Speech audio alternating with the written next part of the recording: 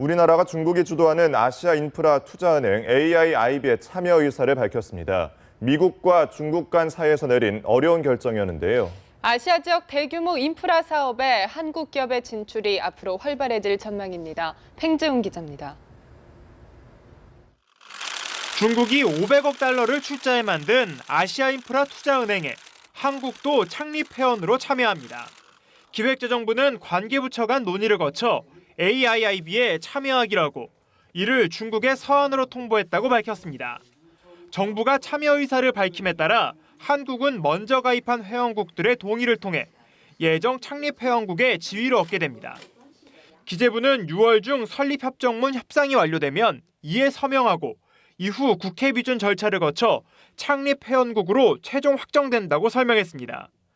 정부의 이번 결정은 경제적 실익을 우선 고려해 판단한 것으로 보입니다.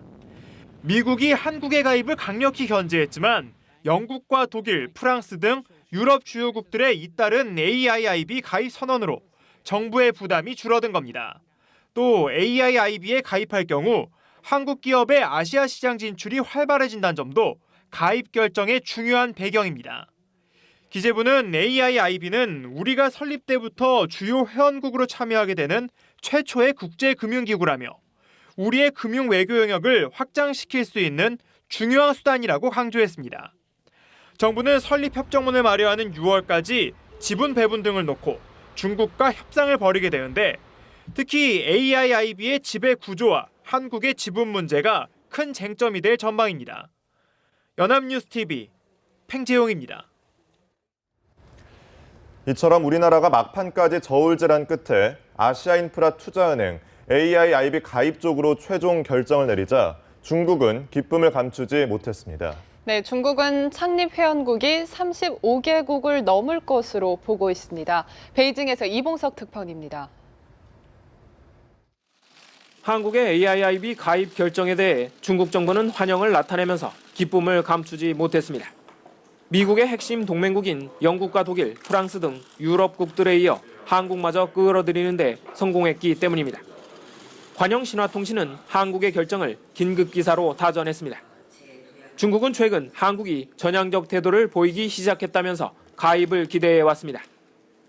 韩国、日本以及亚太重要国家澳大利亚，他们目前都已经表示将积极的考虑有关的问题。 호주도 조만간 참가를 공식 발표할 예정이며 일본은 오는 6월 말까지 결정을 유보한다는 방침으로 알려졌습니다. 대만 또한 가입 의사를 나타낼 것으로 보이지만 중국 당국이 이를 받아들일지는 미지수입니다.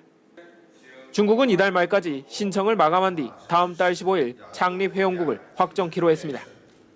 신청국이 35개국을 넘을 것으로 중국은 전망하고 있습니다. 중국 언론들은 미국의 반대에도 가입국이 들자 미국과의 경쟁에서 중국이 이긴 것이라는 반응입니다. 일각에서는 AIIB 창설로 새로운 글로벌 금융 질서가 탄생했다는 분석도 나옵니다. 베이징에서 연합뉴스TV 이봉석입니다. 우리 정부가 아시아 인프라 투자은행에 참여한다는 결정을 내린 데 대해서 미국 워싱턴 당국은 각국의 결정 사항이라고 밝혔습니다.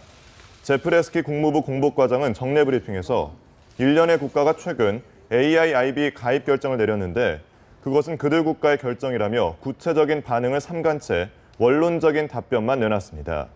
우리 정부는 사전에 외교 채널을 통해서 AIIB 가입의 필요성을 설명하고 이해를 구한 것으로 알려져 미국 정부로서도 예견된 사안으로 인식했다고 소식통들은 전했습니다. 프랑스 남부 알프스에 추락해 150명의 사망자를 낸 저머닝스 여객기는 부기장이 고의로 추락시킨 것으로 보입니다. 기체 결함이나 조종 미숙 때문이 아니라 추락한 것이 아니라 부기장의 범죄 가능성이 커지면서 큰 충격을 주고 있습니다. 파리에서 박성진 특파원입니다. 프랑스 검찰은 기자회견에서 저머닝스 여객기 사고 책임자로 부기장을 지목했습니다. Il a donc actionné ce bouton commandant la perte d'altitude pour une raison qui aujourd'hui nous ignorons totalement, mais qui peut s'analyser comme une volonté de détruire cet avion. 조종석 블랙박스 음성 녹음 장치 확인 결과 부기장은 기장이 조종석에 들어가려고 했으나 문을 잠근 채 열어주지 않았습니다. 여객기가 지상에 충돌할 때까지 부기장의 호흡은 정상이었으며 부기장은 하강 10분 동안 아무런 말도 하지 않았습니다. 부기장은 독일 국적의 안드레아스 루비츠로 올해 28세입니다.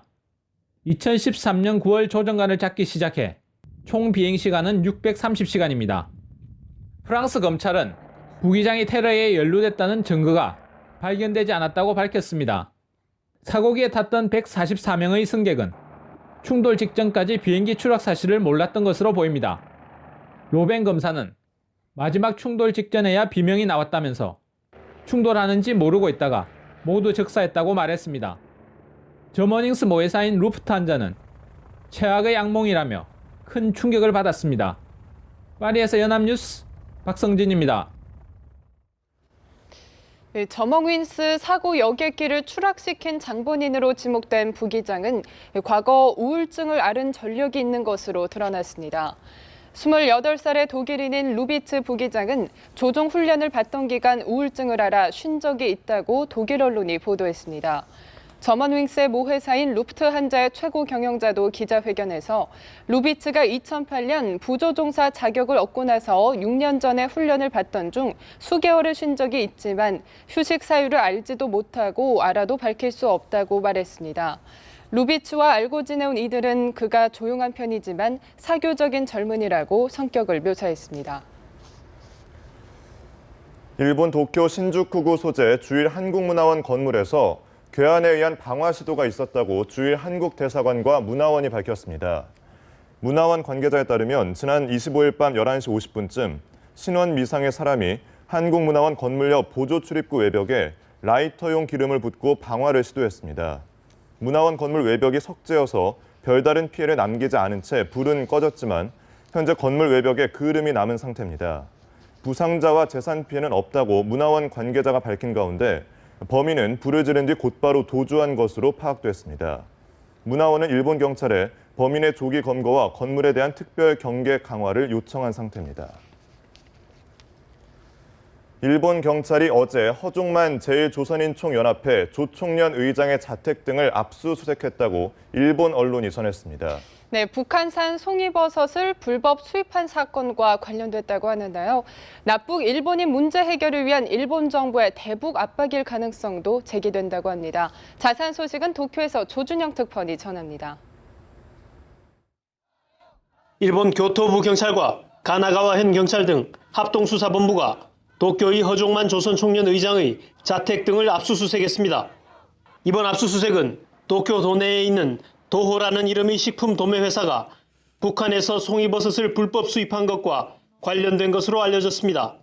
도호는 2010년 9월 북한산 송이버섯 약 1,200kg을 중국산으로 위장해 수입한 혐의를 받고 있습니다.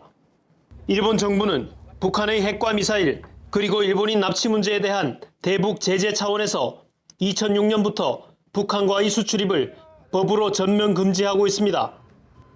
경찰은 도호의 리모 사장과 종업원 2명을 체포한 데 이어 이 회사가 조선총련과 관련이 있다고 보고 허 의장 자택을 압수수색했습니다.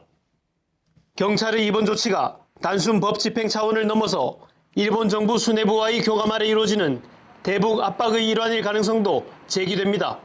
북한과 일본은 지난해 5월 일본인 납치 제조사와 대북 제재 일부 해제를 내용으로 하는 스톡홀름 합의를 도출했지만 북한이 10개월이 지나도록 납득할 만한 조사 결과를 내놓지 않자 압박 카드를 꺼낸 것이라는 해석입니다. 도쿄의 조선총련 중앙본부는 사실상의 주일 북한 대사관 역할을 해왔고 허종만 의장은 북한 최고인민회의 대의원을 지내는 등 북한 지도부의 신뢰를 받고 있는 것으로 알려졌습니다. 도쿄에서 연합뉴스 조준영입니다. 북한이 남한 간첩 2명을 현행범으로 체포했다고 주장했습니다. 조선중앙통신은 반공화국 정탐 모략 행위를 감행하다가 체포된 간첩 김국기, 최충걸의 국내외 기자회견이 어제 인민문화궁전에서 열렸다고 밝혔습니다.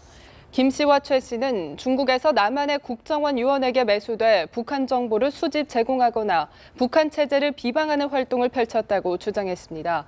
김 씨가 어떤 경로로 체포됐는지 확인되지 않았지만 최 씨는 지난해 12월 30일 북한 경내에 불법 침입했다가 북한 국경경비대에 단속 체포됐다고 북한 측은 밝혔습니다.